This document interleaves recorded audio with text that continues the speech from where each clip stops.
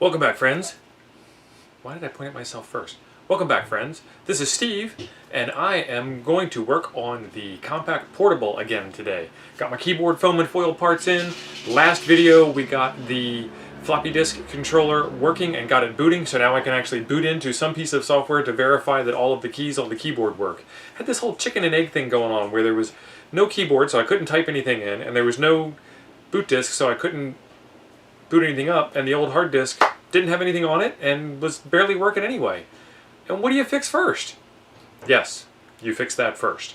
So I built the floppy drive controller, got that in, got the machine booted up. That was fantastic. This time we're getting the keyboard working, and then we'll be able to test it out. And then, next video, we get to do mass storage, compact flash adapter. So, stick around. Oh, and buttons down below, like, comment, subscribe, join, ring the bell, all that fancy stuff. We've got a Patreon account if you like what you see here and want to support us continuing to do fantastic content like that. That would be awesome. So, stick around. This should be a no solder repair job. This is going to be weird. I don't know what to do with a no solder repair job. But let's get into it. This Compaq keyboard that came with the Compaq Portable that we've been working on, you saw in the previous video that we just sort of ran out of the ability to push certain keys, and the reason for that is because of the way that this keyboard is made. It has a foam and foil setup, and I got a replacement set of foam and foils for it from Texelec. And there's been a lot of channels out there that have run into this same problem with similar keyboards. It's a similar keyboard on the TRS-80 and probably a few others. That's the bill. Alright, hang on a second. Okay, there. Now that you guys can't see the bill, we got that open. And I still have all 10 fingers, so we're good. Okay, now I gotta figure out how to open the box. This has happened quite a few times. This is funny. So if you look at this box design, and I know you just saw it, but if you look at this, my first impression is to pull this out, but it's actually pulled this up to open it up. Foam and foil capacitive pads. So there's been several YouTube channels out there that have tried their very best to make their own foam and foil setups, and they have found out that it's a pain in the butt, and they've all gone to Texelec to have Texelec make them for them. And that's what I did too. I watched their channels, I learned from their mistakes, and I don't need to make those mistakes. I will take their word for it and their video footage for it. So we're going to get these in here to get this fixed. So I never put the screws back in from the last time that I worked on this. So it should be fairly straightforward to lift the back off. Nothing in the back. Get that out of the way. And then this part here is the keyboard mechanism and the controller. So I'm going to start disassembling this. Get my handy dandy parts sorter here with all my Compaq parts in it.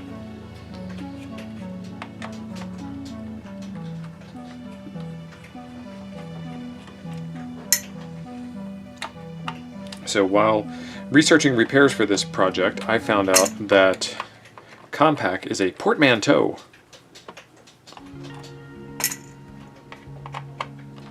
And if you know what the name Compaq is a portmanteau of, leave a comment down below. Becca, have you thought about live streaming your doggo programming? You've mentioned it a few times. That's not what I asked you. I didn't ask you if you remembered that I thought of it. Well, I mean, I have thought about it, and I just thought that it would be boring Doesn't for matter. me to live stream it because, I mean, I kind of know what I'm doing, but like... It's your journey. It's my journey. I could live stream it. Just like put the camera... I guess I wouldn't even have to be in frame. Well, no, you would just do the same thing you do with the Wii. Okay. I might try that. But I couldn't really live stream if you were also filming. No. And this is a quiet live stream because Dad's filming in the background. Sneak peek on his next video.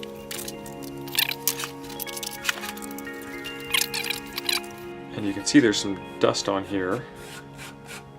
from the aging foam and foil, and any of that dust will prevent you from making contact with the keyboard. So we're going to clean that off before we put it back together, but I want to get it out of the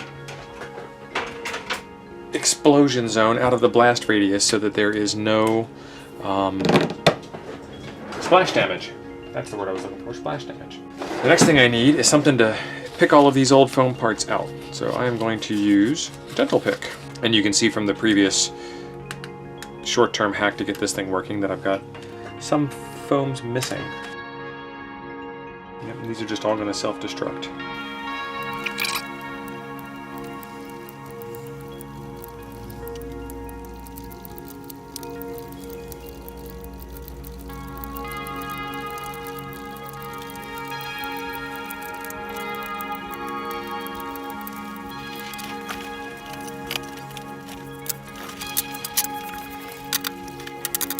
Christmas tree tinsel.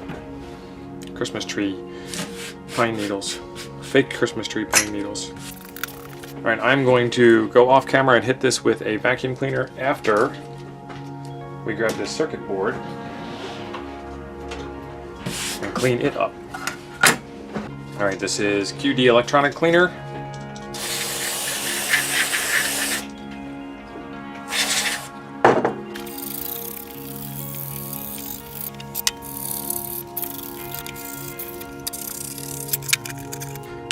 Alright, and what I'm hoping to do is have this be the last time I get into this keyboard for quite a long time. I'll be right back. Let's foil it up. I don't know why, but I want the space bar down. So you saw it was pretty easy. I kind of got in the groove there and found a little technique that worked. There is a open recess on, I don't know, the northwest and the southeast corner, and I just stuck the pick in there and pried up, and I'm going to kind of do the same thing here. Just stick these guys in and set them down. And I don't even know that I'm going to worry about clicking them into place. I think they'll click into place on their own, I hope, but I might go back and try it again after I get them all. Might go back and click over them after I get them in. So, capacitive foil on top, a little bit of foam for a springy keyboard action. Oh, that's nice. And a hard plastic disc on the bottom to fit inside of the key mechanism.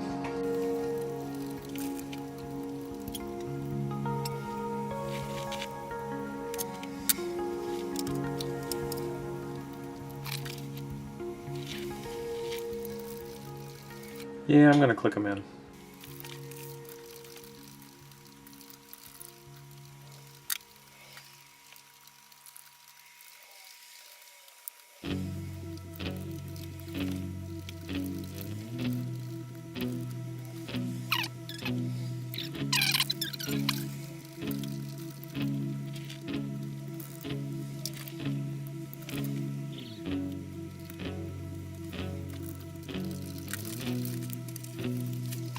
This one has a little bit of a sharp tooth on it and a little tiny bit of a hook, and this one's straight on, so we'll try this one and see if that's any better.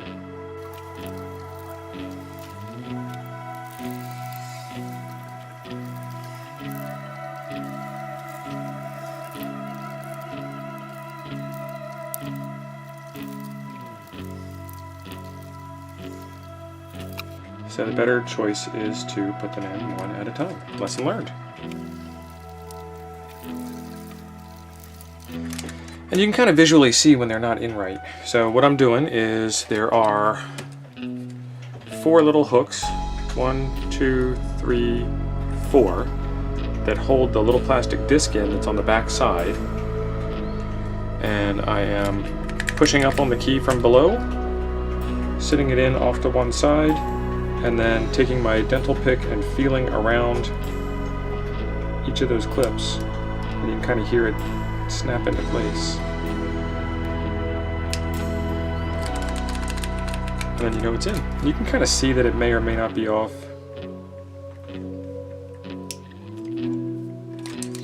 It should sit pretty flat.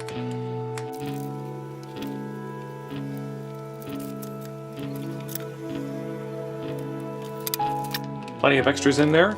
That's a good thing in case I shot one across the room. We'll seal that up before that happens. Nothing hiding on the workbench. Now we'll just double check.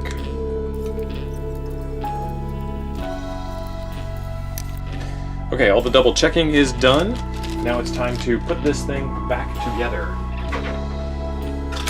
I'm going to get the bottom of the keyboard. Put that in there. Probably not a good idea, but I did it anyway. I give this board one last wipe down to make sure there's as little dust on it as possible.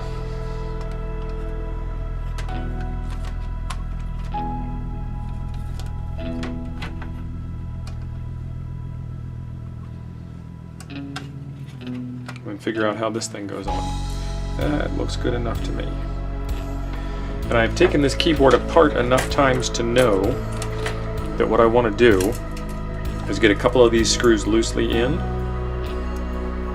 Well, I guess get all of the screws loosely in, and then go back and tighten them down. And these are metal screws going into plastic. And so the trick with these guys is to turn them backwards just a little bit until you hear them click into place, and then give them a few twists.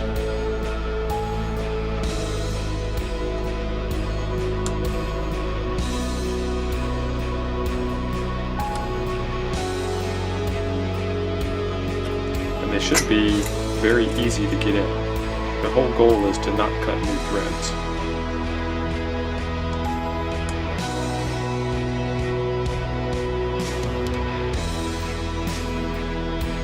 I mean, I'm just using fingertip pressure to make this happen. And unfortunately, it's probably for the best if you screw every single one of these screws down all the way before you do your test.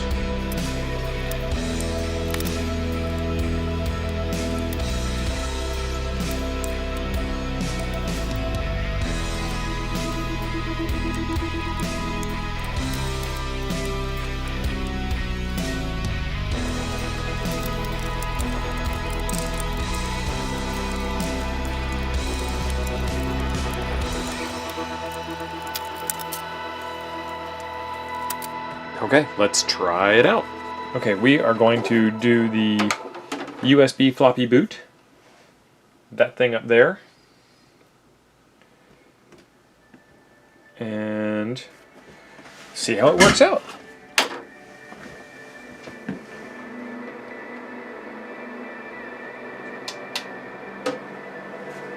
Alright, we've got our blinking cursor on our nice cold screen. And it is currently doing a RAM test. See if I can fix some of that glare. I don't even know where it's coming from. That's better. Okay, so we have booted up and we have skipped the config sys and the autoexec bat file, and I'm a little off the bottom of the screen. Okay, well, I'm just going to clear the screen and go to the top of it. And spelling counts. The keyboard's a little interesting. I'm going to change floppy disks, and you change floppy disk by pushing a button on the front. So now I'm on another floppy disk. Okay, that's the DOS 3 floppy disk. Let's go to the next one. Alright, and this is Check It.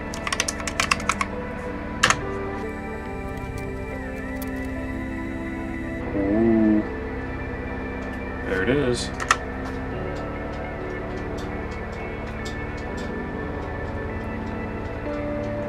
Alright, check for remote operation. We are local. Identify BIOS manufacturer, Compaq. Determine system components complete. Look for RAM, complete. Look for coprocessor, not present. Look for mouse, not present.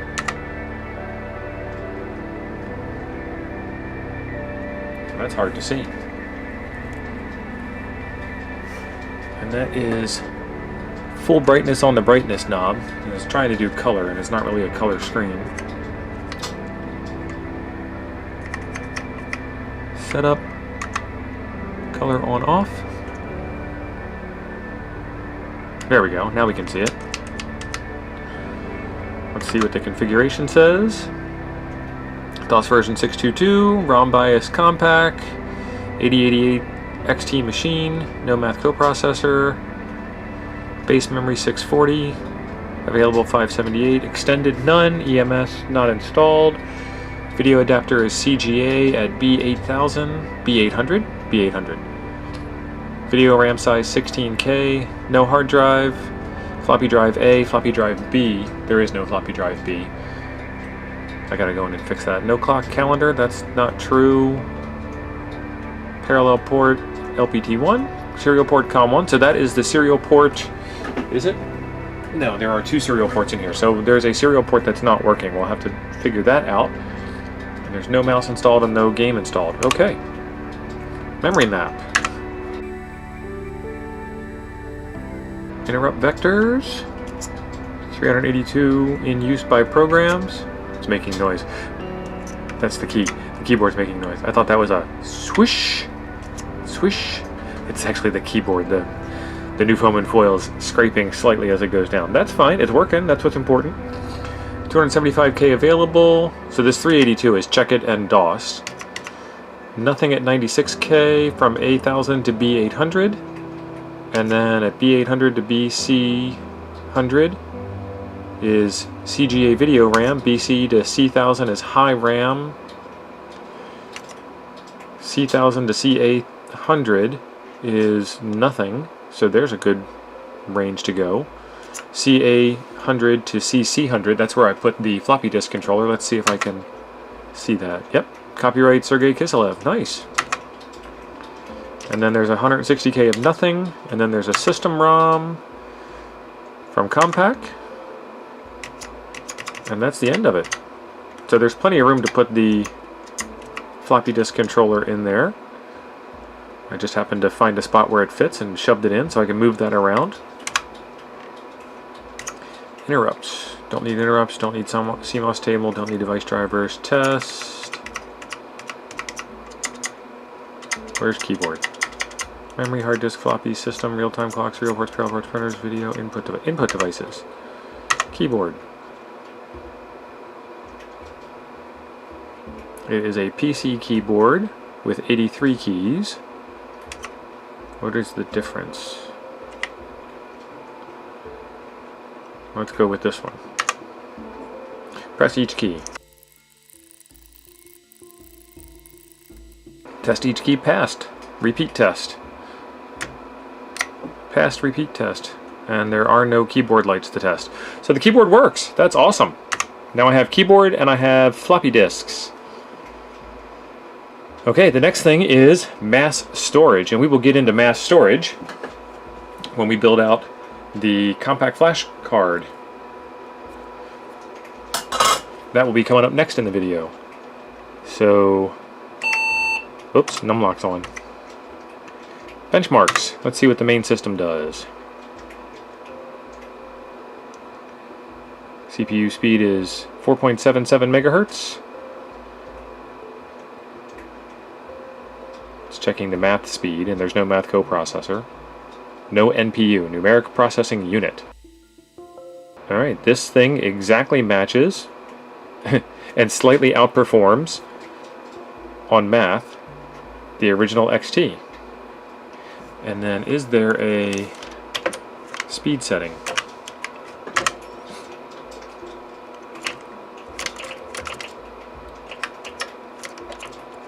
Okay, so Control-Alt plus and minus is the key click sound. Control-Shift plus and minus. No? Hold on.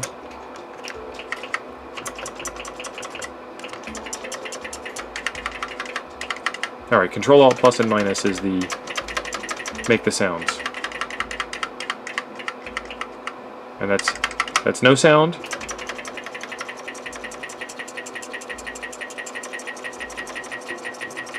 And that's all the sound.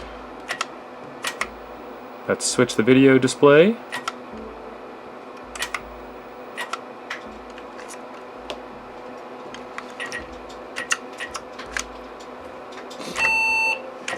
Okay, let's see what video performance is. I didn't think this thing had a faster processor in it.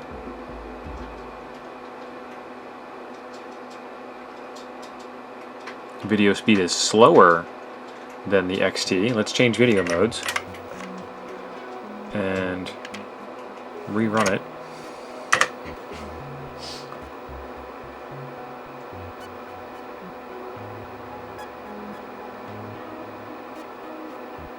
Still slightly slower and slightly uglier. Let's go back. And there's no hard disk to test, so I can't test the hard disk speed. Let's see what describe RAM layout says. Alright, that was fantastic. Okay, so the keyboard works and the virtual floppy disk drive works. Let me show you real quick what's going on with that, and then we will install it in the case. Can I raise the camera up any to get that in frame? Oh, nope. And my power cord's too short. Hang on one second. Okay, so up here you can see the USB Gotek floppy emulator set up. And this is a regular old USB thumb drive that's sitting in here. Nothing special. And actually, this is, I think, yeah, this is 32 gigs. So you're not, the program inside of the Gotek is what's handling the flash drive, not any version of DOS or anything like that. So we've got our A drive here, we're on disk 0. There's 3 screens, so you can do 1,000 disks. Let's do dir/w. And this is floppy 0, and you can see some files on it. Let's go to 1.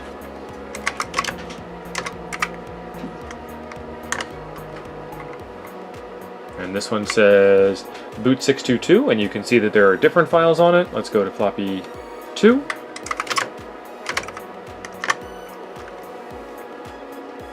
And this one here is just off screen. Let's bring it up to the top of the screen a little bit.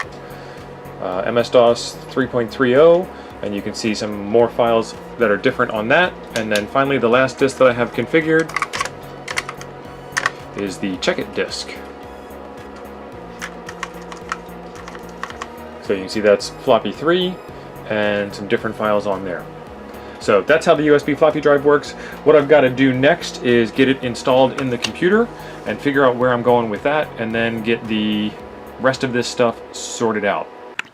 All right, that was fantastic. Got that whole machine running.